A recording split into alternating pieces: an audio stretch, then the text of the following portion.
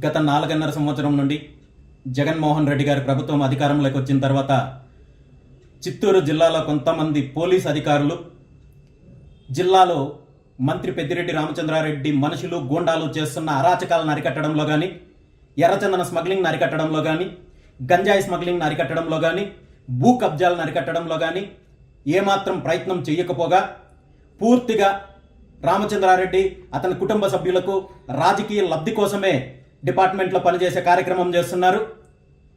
ఈరోజు గత 4.5 సంవత్సరం నుండి ప్రజా వ్యతిరేక విధానాల మీద ఎవరు పోరాడినా వాళ్ళ మీద తప్పుడు కేసులు పెట్టే ప్రయత్నం చేస్తున్నారు, వేధించే కార్యక్రమం చేస్తున్నారు. మహిళలకు చీరలు పంచితే లిక్కర్ పంచుతున్నామంటూ తప్పుడు కేసులు పెట్టే కార్యక్రమం చేస్తున్నారు.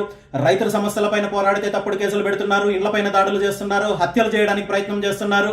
అదేవిధంగా విద్యార్థులకు, నిరుద్యోగులకు ఉద్యోగాలు కల్పించాలంటే తప్పుడు కేసులు పెడుతున్నారు.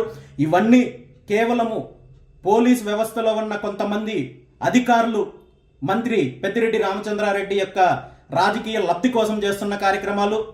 ఇది ఇక్కడ జరుగుతున్న అరాచకాల గురించి పోలీస్ వ్యవస్థలో ఉన్న ఉన్నతాధికారులు కూడా గుర్తించాలి.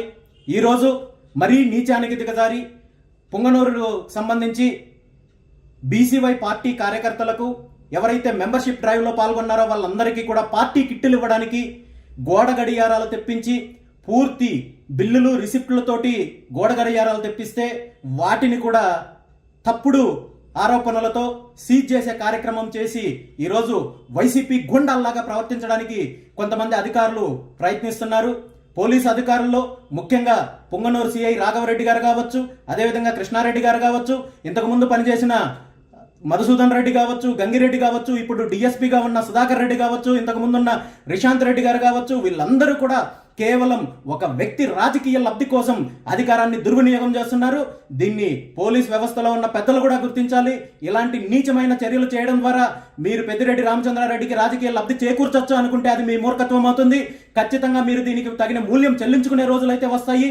దీని మీద న్యాయ పోరాటం చేసి ఖచ్చితంగా నేను చేయాలనుకున్న కార్యక్రమాలు చేస్తాను తప్ప ఇలాంటి పిరికి పంద చర్యల వల్ల నేను వెనకడుగు వేసే ప్రసక్తే లేదు. దీని మీద న్యాయపరంగా నేను పోరాడడానికి సిద్ధంగా ఉన్నానని చెప్పి ఈ సందర్భంగా తెలియజేస్తున్నాను. Thank you.